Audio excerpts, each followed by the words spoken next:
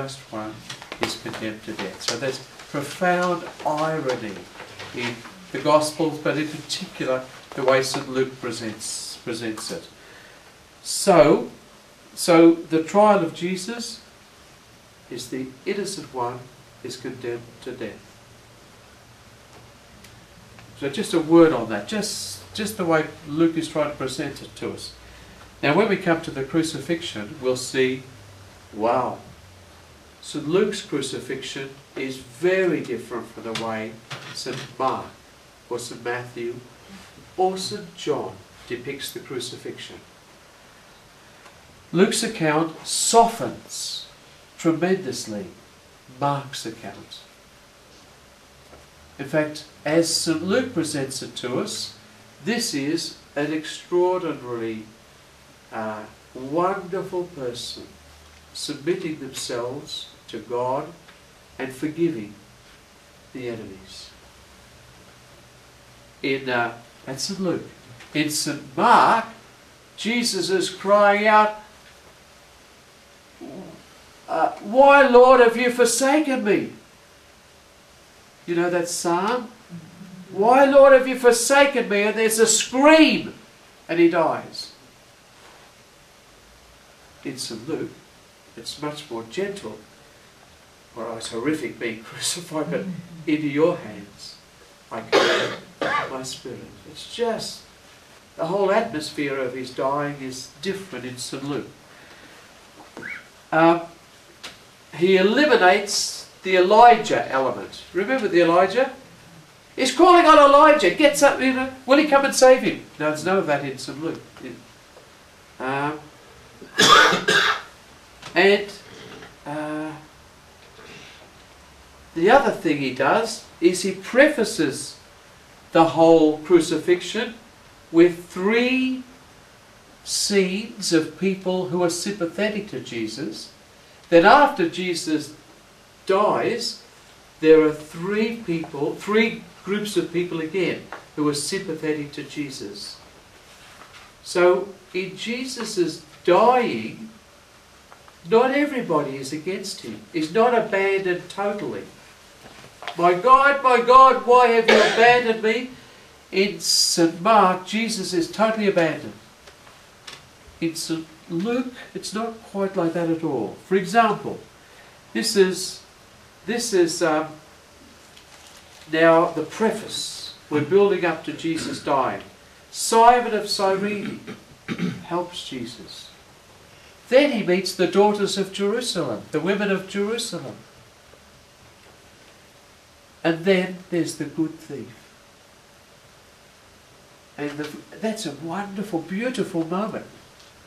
He almost says, "Hey, brother, today you're going to..." The guy says, Jesus, remember me." And he says, "Today you're going to be with me in paradise." That's a beautiful scene on the cross, you know? Beautiful scene. You don't hear many other people come up and say, "Hey, Jesus, do something for me." So it's a very beautiful moment. Most people say Lord or Master or Teacher. This is Jesus in this moment of dying.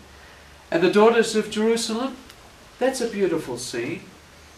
They see this beautiful man, this innocent man coming to his crucifixion, so they weep. This is the only gospel you see these women weeping like that. It's become one of the stations of the cross, as you know. And they are weeping for him. And he says, "Don't weep for me, weep for your children." Because in Jesus' understanding, the city is not going to last too much longer because of the Romans and the people who believe in violence. So the city's not going to last much longer. That statement is as strong in St. Luke as you get towards the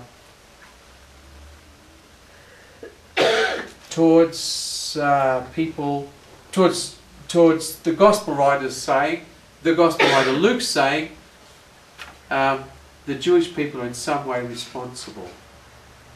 In St. Matthew, you've got him say, His blood be upon us and upon our children.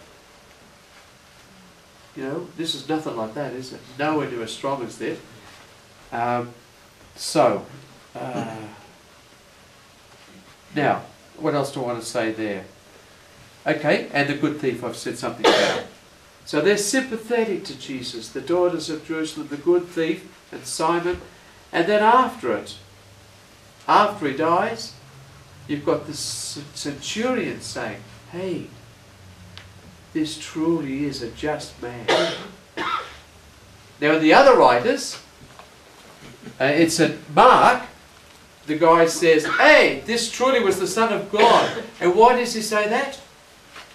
Because there's been darkness over the earth, there's been an earthquake, the temple and the curtain in the temple has gone half, you know, all that stuff has happened. So that's God saying, you've done something terrible here because this guy's dead, and the whole world is saying that, and that's why he says it. But for the centurion, he looks on Jesus, he looks on him saying, Father, forgive them, they don't know what they're doing. This day you'll be with me in paradise. Into your hands, God, Lord, I commend my spirit. So what's happening here, of course, is this man is seeing this just man behaving impeccably, beautifully, unbelievably beautifully, and forgiving. No anger, no condemnation of God. He just sees him dying in a most extraordinary way. So he has to say, doesn't he, this truly is a just man.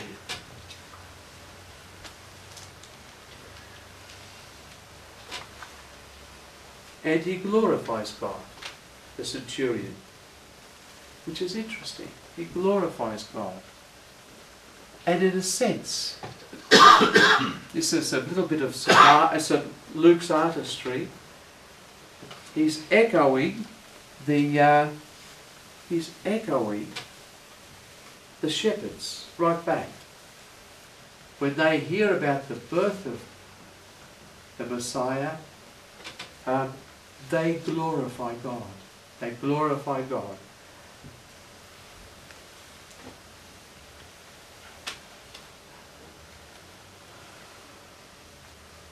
So yes, Jesus, why does he say Jesus is the just one?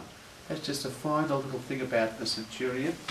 Well, the just one, we're listening to that, the just one, the innocent one, we think of the servant songs in Isaiah, where the innocent one is taken to the slaughter, the innocent lamb taken to slaughter, and so on.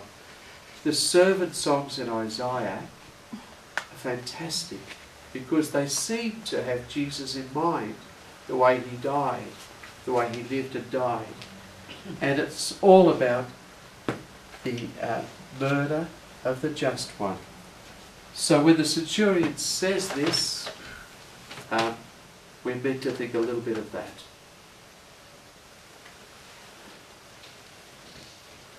Now, just another little bit. The cross. Do you know what the cross was like? I bought a Franciscan cross for $1. It's a lovely little cross, and it's a T cross. It's like this. Chances are that was the Lord's cross. So that was the what do you call that? The upright was already in the ground, and he carried the crossbeam. That's probably what happened to Jesus. And they just had a little notch up the top, and they put it in like that. That's more than likely. It's possible there were crosses like that. Within the middle here, there's a hole to put the crossbeam as well. That's also possible. But more than likely like that. We should know a little bit about crucifixion. We have 17 pirates were crucified just outside Athens in the 7th century BC.